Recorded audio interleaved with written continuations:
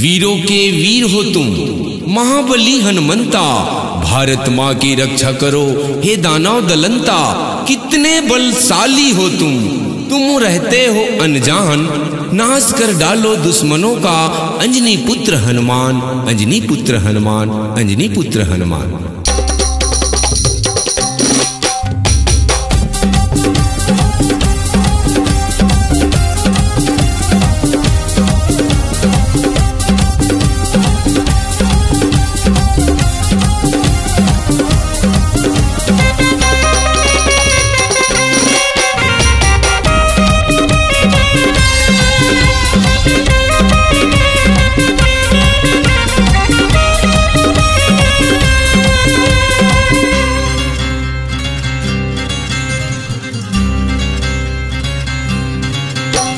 राम भक्त है पवन पुत्र, राम भक्त है पवन पुत्र। अब खोलो अपनी ध्यान को, अब खोलो अपनी ध्यान को।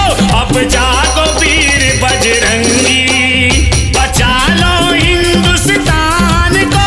अब जागो वीर बजरंगी, अब जागो वीर बजरंगी, बचा लो हिंदुस्तान को।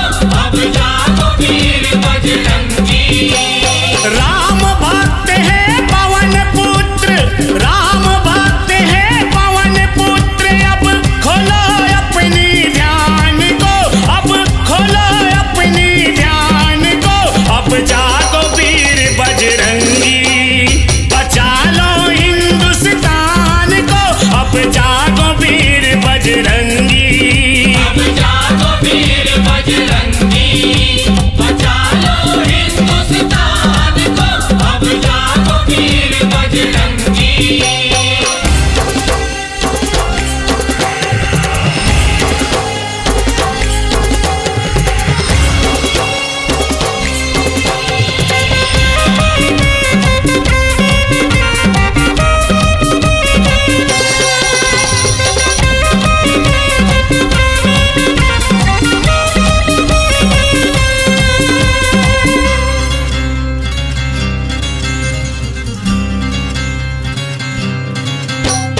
लगने दिया ना दाग कभी सीता मैया के आंचल में। तुमसे बड़ा बलवान न दूजा पूरे अखंड धरातल में। पूरे अखंड धरातल में, पूरे अखंड धरातल में।